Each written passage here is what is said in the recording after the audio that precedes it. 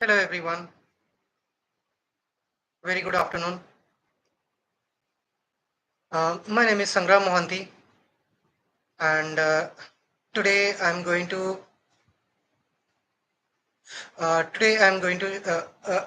demonstrate a video how to connect to Snowflake using Azure Data Factory and perform incremental data load into a Snowflake table. So let me share my screen and let's first proceed.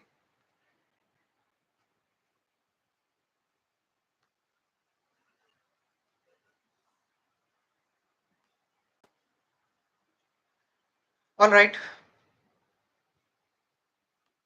So this is my Snowflake table called stream.products table that is present in the clickstream database. Stream is the schema and we have a table called products. So we have some data in it called these are the set of 12 set of records. So we are going to establish a connection to the Snowflake table and load data into it from Azure SQL. Okay, so the source for this system is Azure SQL. In this Azure SQL, let me show you the data in this particular table. We have an Azure SQL table, and this is the source where I am loading the data using incremental ingestion into the Snowflake table. Okay. So let me give a brief how the incremental ingestion is happening. Now the incremental, okay.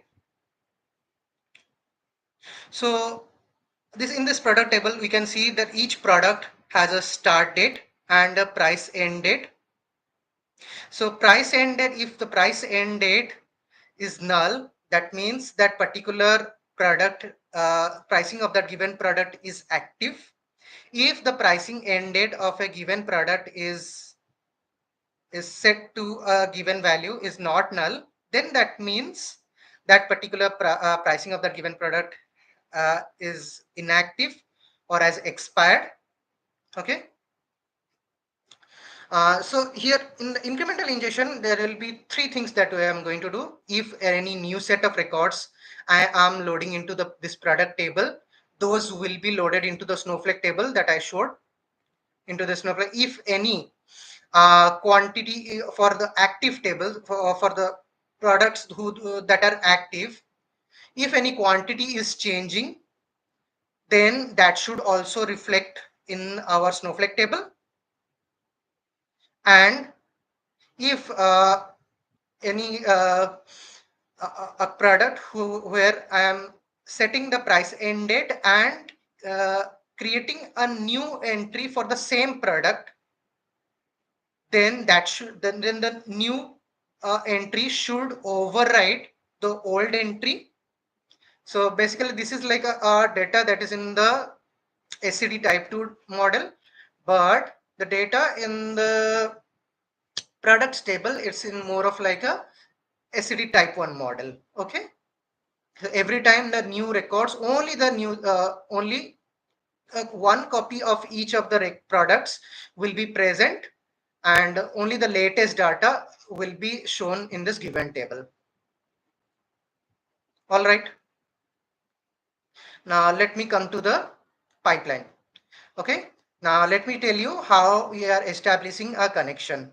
Now go to the link service. So I have already established a connection called link service. In the link established connection to Snowflake. So come to the Snowflake. Let me tell you how I'm doing it. Now come to the Snowflake, establish, create, click on new and click on data store and select Snowflake and select Snowflake V2. Not V1, V1 won't work. It won't show in your data data sets. Okay, so you need to select Snowflake V2. Now go to the LS Snowflake that I've already created and let me show you how it is created. Now account name, you have to give a name first here, your name, then come to the account name. What is the name? And the account name is organization ID and your account and your account ID. So how do you get it? You can get it from the admins section. If you go to the account section, now if I click on this manage URLs, you can see this is the portion. Okay, uh, this is just copy the organization ID and the account ID to here. Then come to the database. Yeah, database, what in which particular database your table is residing. Then warehouse, you can go to the warehouse. It is in here.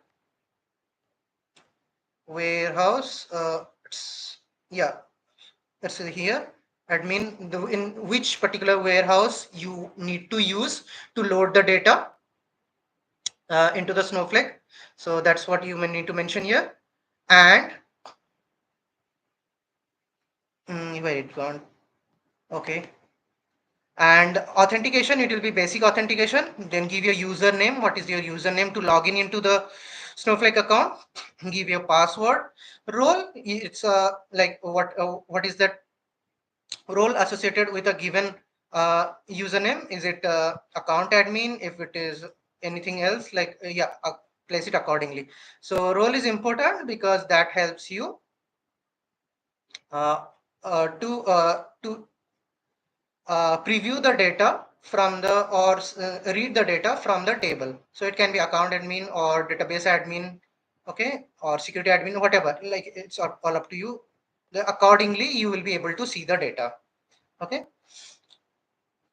Okay. This is how you establish a connection. Now come to the data sets. Now I have created this data set called. No, this is the data flow data sets. Yeah, it's the data set here.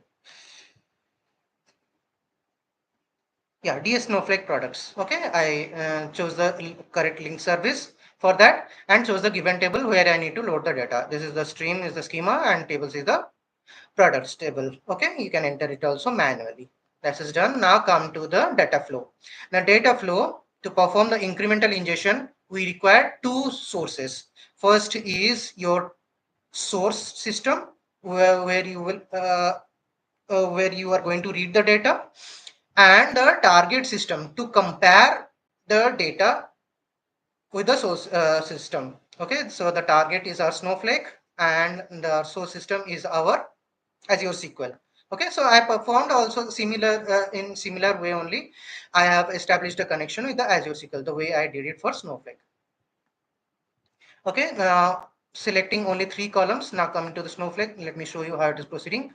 Now we have 5 columns already. You can see the inspect, product ID, product name, department ID, unit price, and quantity. Okay. Now I don't need the in the select transformation. I only select only the columns: the product ID, product name, and department. I don't need the other one, that is unit price and our price and the quantity. Okay. And the cast transformation I have applied on one of the columns. So in the Snowflake, one of the column when I initially read the data, it was in the decimal type. So I'm casting it into the integer type to perform a join. Okay. Now similarly in the Azure SQL source, I joined it. I performed a lookup transformation with the source system with the target, that is no, to check what are the new set of records that are present, that are all present in the Azure SQL and not present in the Snowflake. So that is why I performed a lookup. It's like a compare. It's like a left transformation. I'll more of say. Okay, I performed a lookup transformation basis on the basis of product ID. Now, yeah, these are the all set of columns that we are getting from the from Azure SQL. And last three, yeah, I performed the select transformation. I renamed all those columns: product ID, product name, and department ID. These are the last 3 columns from the Snowflake. Okay, now now created a Windows transformation here. Now, what is the purpose of applying a Windows transformation here? Is like, say, you can just see this source system here. Consider for iPhone this particular record. Now, if the pricing of a given product is expiring, we are setting the pricing end date to something, and then we are creating a new uh, price, if a new price for a given product. Okay, so in this way we are creating some duplicate entries here. Now my purpose of creating a Windows transformation here, so that I can identify what are the duplicate entries and what is the newest entry out of it by applying applying ranking on it, and the other set of records are considered as old records where the rank is not equal to 1. Okay, that's why I created rank transformation. Now create, and then filter transformation. What is the filter transformation here? What I can do is I can preview it also if you want. Rank transformation. Okay, let me go to rank transformation and apply preview. Yeah, you can see how the rank is coming up here. Now for let's go for iPhone record. Yeah, there are a couple of iPhone records we have in the Azure SQL. Now, what is the number one, rank one? This is the newest record. Okay, the with iPhone 14. Probably 15 is the newest one. I need to refresh it.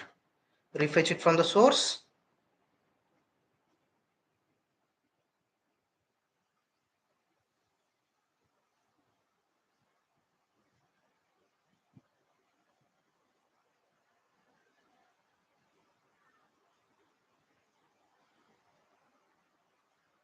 Yeah, yeah. So the new set of records are now loaded. We have 4 set of records like iPhone product ID 15, 14, 13 and 3. Okay. So product ID 15, this is the newest set of record, and that is it set as rank 1. And product ID 14, 13 and 3 are all set to 2, 3, 4. Okay. And these are all old set of records. Now let me show you how I'm performing the ranking on the basis of partition by the product name.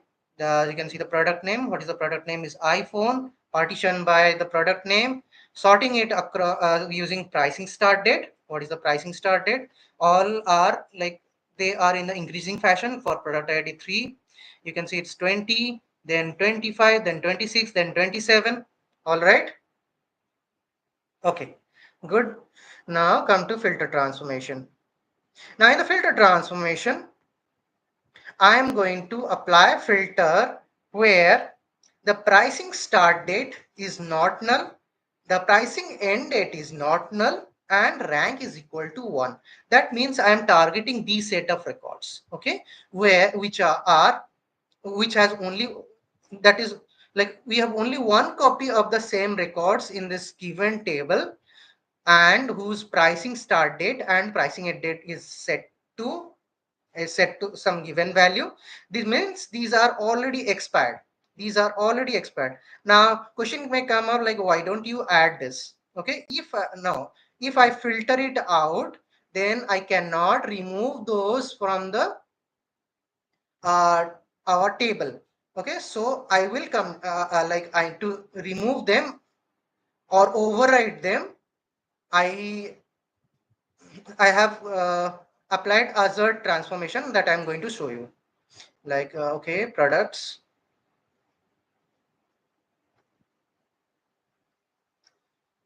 So those set of records that I just filtered out or removed them,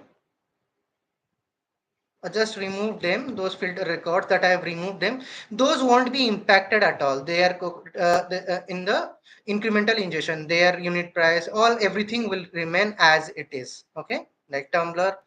Okay, let me short. These set of records won't be impacted. Okay, from Tumblr, hockey stick, short, carom board, yeah, those won't be impacted. Okay, now coming to here, The rest of the records, I'm just showing you how the Azure transformation is happening. Now, Azure transformation, here I have set three conditions. What are the set of records that are that will go through update, and the set of records which will be inserted, and the set of records which will be deleted. Okay. Now, what are the set of records that will be updated? Where product ID is equal to the Snowflake product ID, department ID is equal to the Snowflake department ID, pricing start date and the pricing end date are not null. Okay, that means, okay, no, let me show you. Yeah, this condition is not satisfying, with either the pricing start date and the pricing end date as not null. Okay, that means I am targeting this condition. Okay.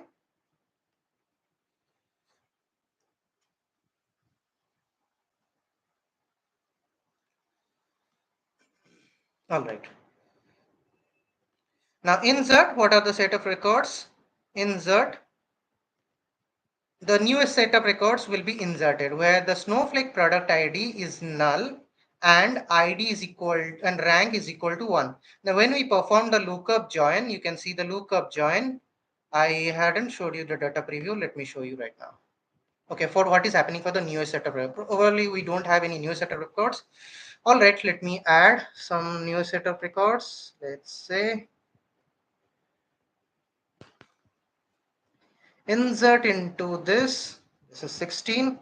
Let's say our phone is Oppo, and this is department is 1. Pricing is, let's say Oppo is slightly cheaper, 35,000. Okay, and we have some 10 number of items. We have the pricing start date will start from 25, that is today. Okay, and it's done. Okay, me execute it. Okay, this particular record is present in Azure SQL but not present in Snowflake. Okay, so that is something that we are going to add it. Let me refetch it from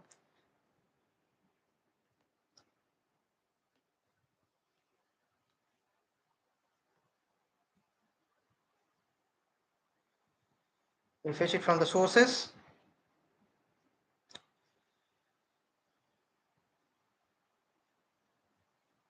All right, now let's see what is the target number 16.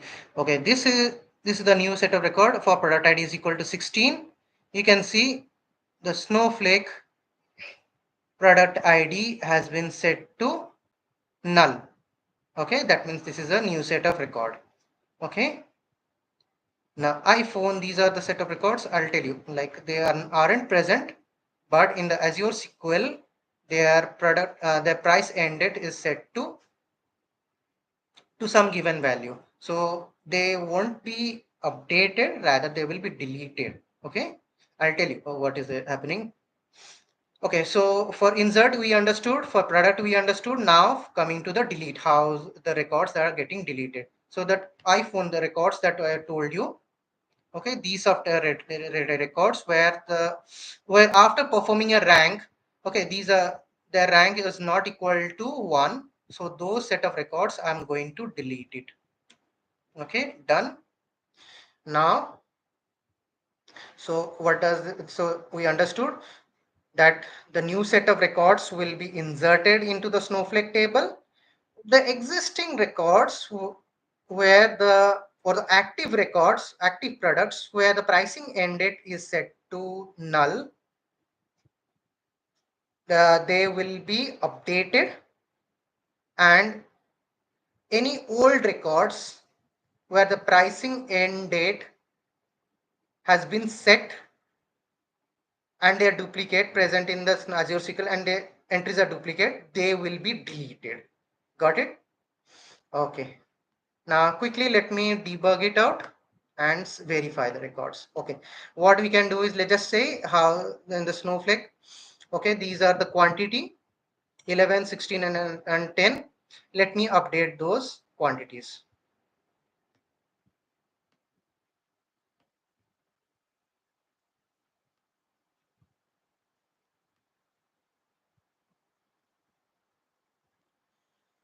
Okay, quantity, this one. Yeah, let me update it.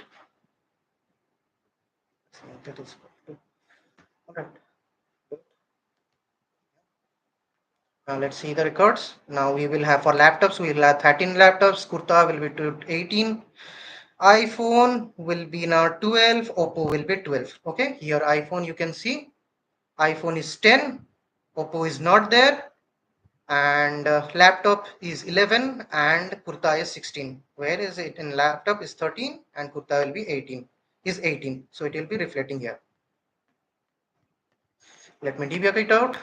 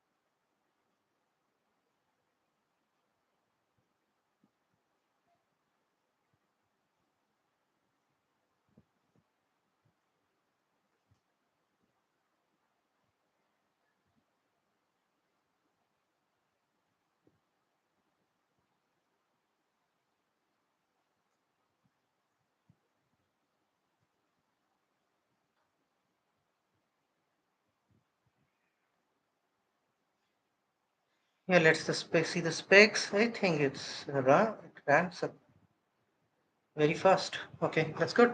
Let's see. Okay, that's great. Now we see that product Oppo has been added into the table. iPhone now quantity has been set to 12. That's what we're expecting. Laptop is now set to 13. Okay, Kurta is now set to 18. Everything quantity for those active records as active products has been updated. New set of products have been also been inserted. Okay, this is how you perform the incremental ingestion. Now let's see the third. Let's test out the third condition. Okay, where we are repeating the products, where I am uh, setting the pricing of a given product to some given value. Pricing ended is set to not null, and a new pricing has been added for the same product. Let's say I added for Oppo. Okay,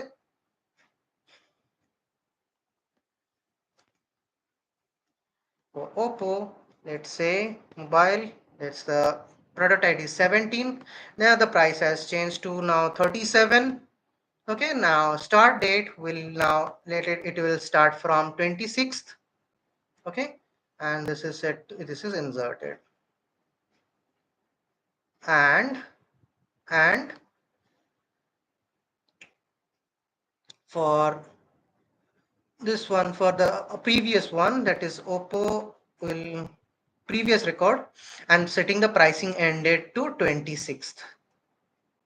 Say 26. Okay, now the old record, now this is an old record and a new record has been inserted. Let's see, let's show you what is happening. Oh yeah, you can see the pricing end date has been set for the old record. That means the pricing for this given product is now over. Okay, and we have a new product whose pricing is 37,000.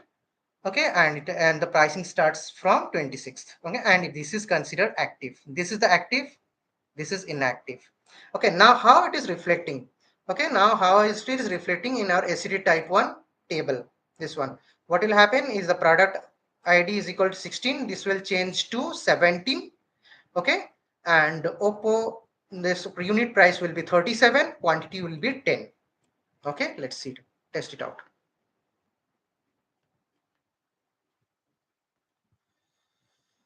When debug it out.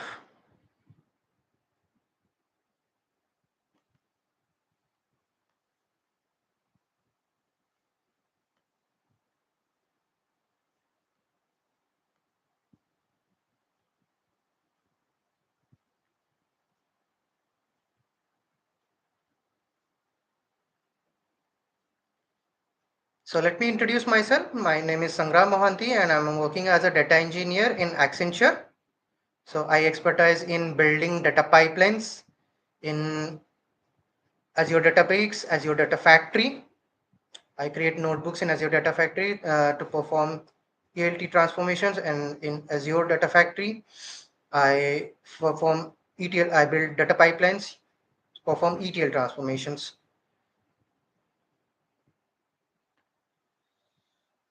Okay, that's good. That's done. Let's see it. Okay, now this should set change to 17. This particular record is no more going to exist any further because this is an old record as seen in the Azure SQL. Okay, so this pricing start date and it has always a pricing end date. So that means if pricing end date I am start setting it up, this is old record. So let's see. Yes, that is working now. So see, product ID for this given Oppo has changed. Price, unit price also has changed, and quantity has now set to 10, which is expected. Okay, so this particular table is showing all the latest records for each of the products, and in and the entries or the every detail or the product in inventory details for are stored in the Azure SQL table. That is the source here. Okay, so the pricing end date, for if the pricing has to expire, then we are setting the pricing end date for a particular product. If a new if the same product is going to be launched with a new unit price or new quantity, then it is inserted by setting the pricing end date as null. Accordingly, when the we are running the pipeline, ADF pipeline, they all the latest entries of the products are reflecting in the Snowflake table. That's how you perform incremental ingestion into Snowflake. Okay, and yeah, so that's how also I have also showed you how you can perform a connection to connection to Snowflake using link service in ADF. Okay, this is a new version. Earlier, if you see, you might be using Snowflake v1, so you need to upgrade it to Snowflake v2. Okay, thank you everyone. Thanks for joining this session. Do comment out if you have any questions in this given topic, how I performed incremental ingestion to a Snowflake table. Thank you everyone.